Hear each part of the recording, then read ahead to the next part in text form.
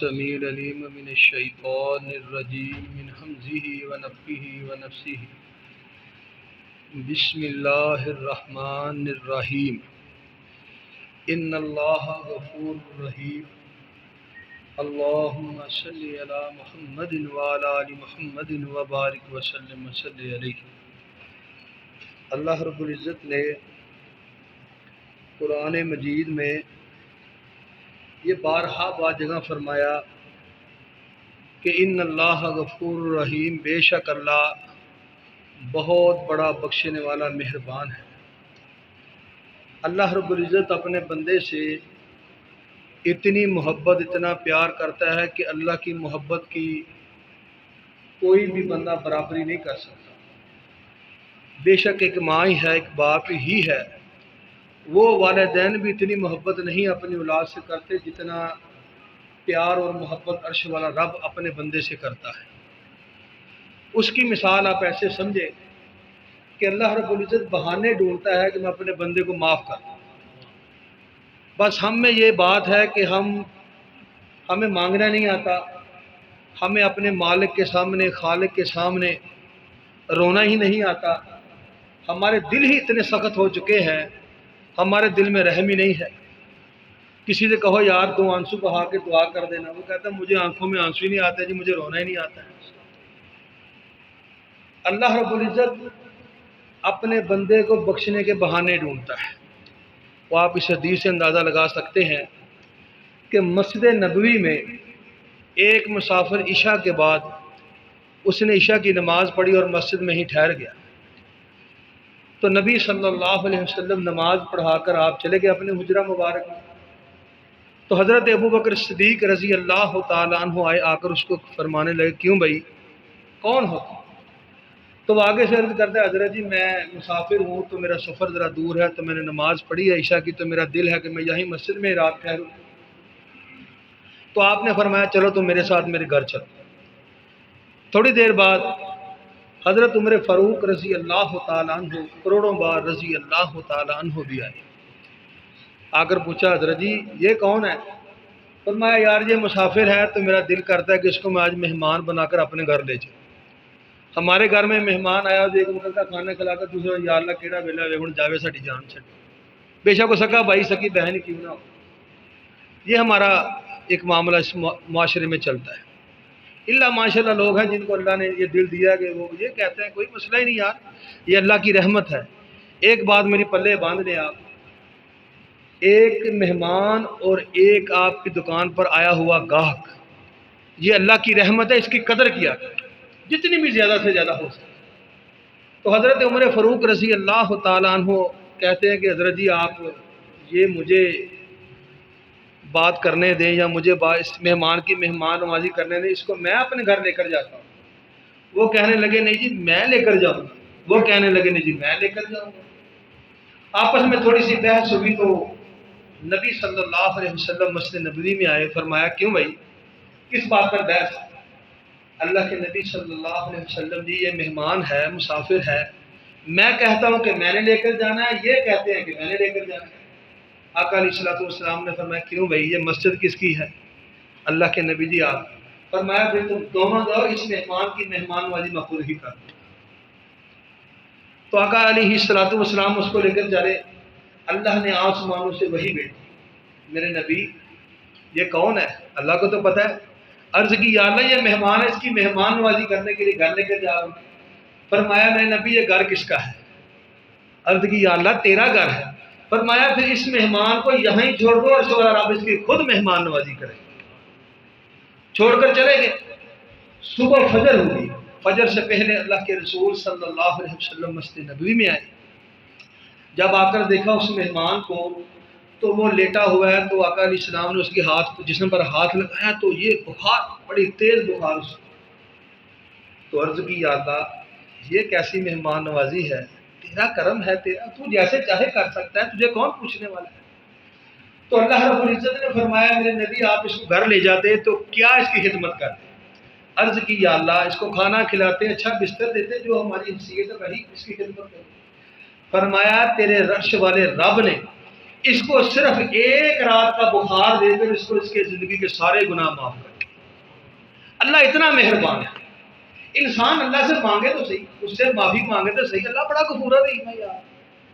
حضرت موسیٰ علیہ السلام کا آپ نے بد دعا فرمائی قارون کے بارے میں۔ ہم کہتے ہیں نا کہ میرے پاس پیسہ بہت ہوتے میں کامیاب ہو جاؤں، کیوں جی ایسے ہی ہر بندے کو، میری بھی یہی کوشش کہ میرے پاس بھی کروڑوں اربوں ہوں، میرے بھی لوگ کہنے کہ ہاں جی کی عزت کی حال ہے، دور دور لوگ سلام کریں، جتنے جاواں لوگ عزت میں کھڑے ہو جائیں، ہر بندے کی یہ چوائس ہے، ہمارا معاشرہ ہی ایسا ہے۔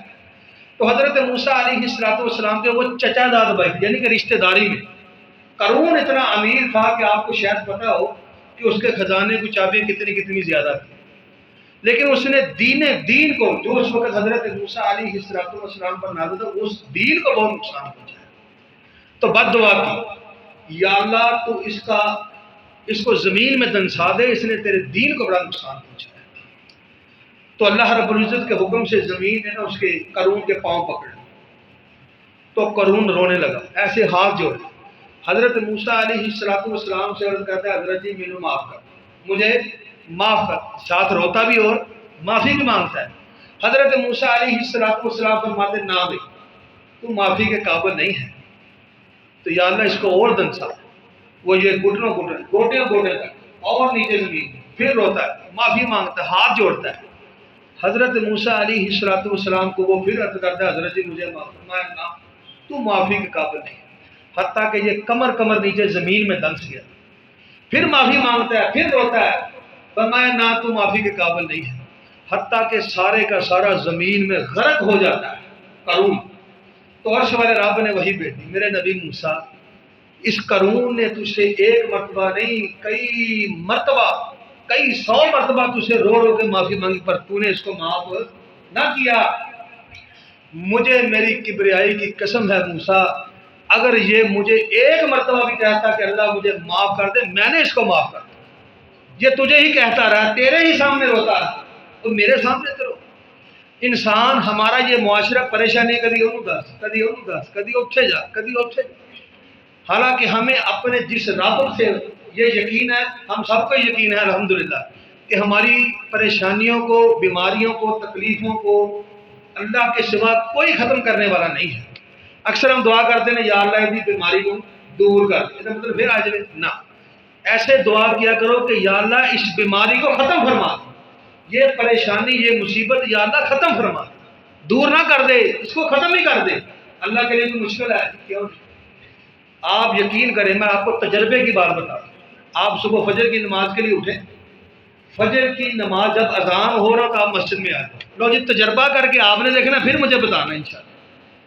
فجر کی 2 سنتے آپ نے پڑھ کے جو 10 یا 15 منٹ کا وقفہ ہے نا، آپ نے مسجد میں ہی بیٹھ کر اللہ کے سامنے ہاتھ پھیلا کے رونا ہے، یا اللہ یہ میرا مسئلہ ہے، اس کو حل فرما۔ لو جی یہ آپ کر کے دیکھیں، انشاءاللہ میرا 100 نہیں 1000% یقین ہے کہ الحمدللہ اللہ وہ پریشانی مصیبت کو دور کر دے، بلکہ ختم ہی کر دے گا انشاءاللہ۔ انسان اللہ بڑا غفور رہی، انسان یار اللہ سے مانگے تو صحیح۔ میں نے آپ کو ایک دفعہ آگے بات سنائی تھی، گاؤں میں ایک بندے نے چوری کی نا، چوری جس گھر میں کی وہ گھر والے بھی اٹھ کے 2 لڑکے نوجوان اس چور کے پیچھے بھاگے، وہ بھاگتا نا مسجد میں داخل ہو گیا، چور جو نا مسجد میں داخل ہو گیا، انہیں جانے بھائی اللہ اکبر، نماز نہیں تھی، تب 2-2:30 بجے کا وقت ہوئے گا، اس طرح نماز نہیں، تو جو 2 پڑھنے والے بندے پیچھے تھی وہ بھی آ، ایک کہنے لگا اوے یہ ہی چور ہی، آخر لگا نہ یار یہ چور نہیں ہے، وہ یہ تو اللہ نے نیک بندے میں تہجد پڑھتا پیا ہے، یہ تو نیک آدمی ہے۔ باہر اس نے کہا یہی ہے، وہ کہنا نہیں یہ نہیں ہے۔ وہ دونوں مسجد کی دیوار پر وہ آگے چور کو ڈھونڈنے چلے، جو چور تھا ابھی وہ رب کے سامنے رونا شروع کر دیا، یا اللہ جھوٹھی موٹھی پڑھن دے نال ہے، یا اللہ جھوٹھی موٹھی پڑھن دے نال انی رحمت کرتا جب وہ سچی پڑھن دے پھر کی ہوئے کیا جی؟ انسان اللہ کے سامنے آئے تو صحیح، یا اللہ اتنی بے وفائی پر بھی، یا اللہ اتنی بے وفائی پر بھی اتنا پیار کرتے ہو، اگر ہم با وفا ہوتے تو پھر کیا ہو؟ سمجھ گئے نا؟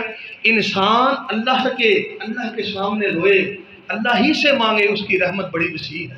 کتنی بڑی وسیع ہے آپ اس بات سے اندازہ لگا سکتے ہیں۔ معافی بات کر کے بات کو ختم کریں۔ حضرت موسیٰ علیہ السلام اللہ سے عرض کرتے یا اللہ میری امت کا بدترین آدمی کون ہے؟ تو اللہ رب العزت نے فرمایا میرے نبی موسیٰ وہ جنگل کا جو راستہ ہے اس راستے پر بیٹھ جا، جو سب سے پہلے صبح اس جنگل میں داخل ہوگا سمجھ لینا وہ تیری امت کا بدترین آدمی۔ حضرت موسیٰ علیہ السلام جا کر بیٹھ گئے۔ کیا دیکھتے ہیں کہ ایک آدمی ہے، اس کے ساتھ اس کا 10-12 سال کا ایک بیٹا ہے، اس نے اس کی عمر کو پکڑا، وہ ساتھ دونوں باپ بیٹا نا جنگل میں داخل ہوئے۔ آپ سمجھ لیں کہ میری امت کا سب سے بدترین آدمی نا وہ یہ آدمی ہے۔ تو پھر اللہ سے عرض کی یا اللہ میری امت کا سب سے بہترین آدمی کون ہے؟ اللہ رب العزت نے فرمایا میرے نبی موسیٰ آپ اس طرح کریں کہ شام کو اسی جگہ پر بیٹھ جائیں جو بندہ جنگل سے سب سے پہلے نکلے سمجھ لیں آپ کہ وہ آپ کی امت کا بہترین آدمی ہے۔ حضرت موسیٰ علیہ السلام جا کر بیٹھ کے کیا دیکھتے ہیں؟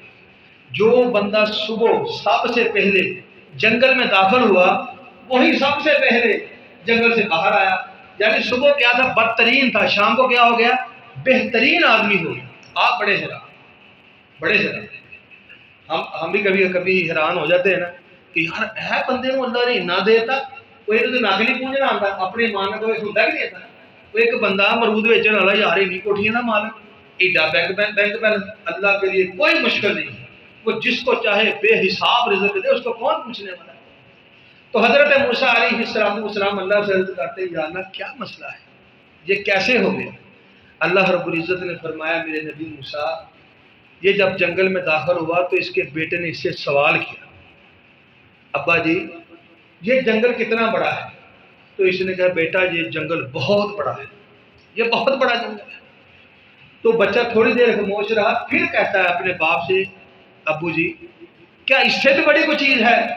فرمایا ہاں بیٹا ان جنگلوں سے بڑے یہ بڑے بڑے پہاڑ ہیں، اس جنگل سے بھی بڑے یہ پہاڑ ہیں۔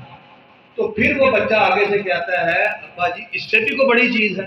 فرمایا ہاں اس جنگل سے بڑے یہ پہاڑ ہیں، ان پہاڑوں سے بڑے یہ اللہ کے بڑے بڑے آسمان ہیں۔ تو پھر اس بچہ سوال کرتا ہے ابو جی اس سے بھی بڑی کوئی چیز ہے؟ اس سے بھی بڑی کوئی چیز ہے؟ تو میرے نبی موسیٰ اس کی آنکھوں سے آنسو آ، اس نے رونا شروع کر دیا۔ وہ اپنے بیٹے سے کہتا ہے ہاں بیٹا اس جنگل سے بڑے پہاڑ، ان پہاڑوں سے بڑے اللہ کے آسمان، اور ان آسمانوں سے بھی بڑے تیرے باپ کے گناہ ہیں، تیرے باپ کے گناہ ہیں اتنے زیادہ۔ تو وہ بچہ آگے سے پھر کہتا ہے ابو جی کیا اس سے بھی بڑی کوئی چیز ہے؟ اللہ میرے نبی موسیٰ جب اس بچے نے یہ سوال کیا نا کہ اس گناہوں سے بھی تو بڑی چیز ہے، تو اس نے پھر اپنے بیٹے سے کہا بیٹا ہاں ان جنگلوں سے بڑے پہاڑ، ان پہاڑوں سے بڑے آسمان، اس آسمان سے بڑے تیرے باپ کے گناہ، تیرے باپ کے گناہوں سے بڑی میرے رب کی رحمت ہے۔ موسیٰ پھر میری رحمت جوش میں آئی، میں نے اپنی رحمت سے اس کے زندگی کے سارے گناہ معاف کر دیے۔ صبح بدترین تھا، تیرے عرش والے رب نے اس کو رات کو بہترین کر دیا۔ میرے بھائی اللہ کے لیے کوئی مشکل نہیں ہے یار، وہ تو اتنا غفور و رحیم ہے۔ کبھی ہم اپنے گریبان میں جان کر دیکھیں، یقین کریں، کبھی ہم اپنا محاسبہ خود کریں کہ جو ہمارے کرتوت ہیں، جو ہم کرتے ہیں، کیا وہ اس قابل ہیں؟ اللہ نے اپنی محبت کی، اپنی غفور و رحیمی کی انتہا کر دی۔ کتنے مرضی ہم گناہ گار ہیں، جب ہم مر جاتے ہیں تو کیا حکم ہے؟ یہ جیسا کیسا بھی ہے تو میرا ہی ہے تو میرا ہی ہے، اس کو اچھے طریقے سے غسل دو، خوشبو لگاؤ، اس کو بہترین صاف ستھرا کفن پہناؤ، اس کو پہنا کے پھر بڑے ادب کے ساتھ، بڑے احترام کے ساتھ 4 بندے اس کو اٹھا کر قبرستان لے کر جاؤ، پھر اس کا جنازہ پڑھاؤ، اس کے لیے دعائیں کرو، پھر اس کو قبر میں دفناؤ۔ یہ نہیں ہے کہ پھینک کے آ جاؤ، نہ، بلکہ بڑے ادب کے ساتھ، احترام کے ساتھ اس کو قبر میں دفناؤ، پھر وہاں کھڑے ہو کر اس کی بخشش کے لیے دعا کرو۔ کعبے کے رب کی قسم ہے، میرا رب اتنا رحیم و شفیق ہے، اتنا غفور و رحیم ہے، بس ہم ہی ہیں جو اس سے وفا نہیں کرتے۔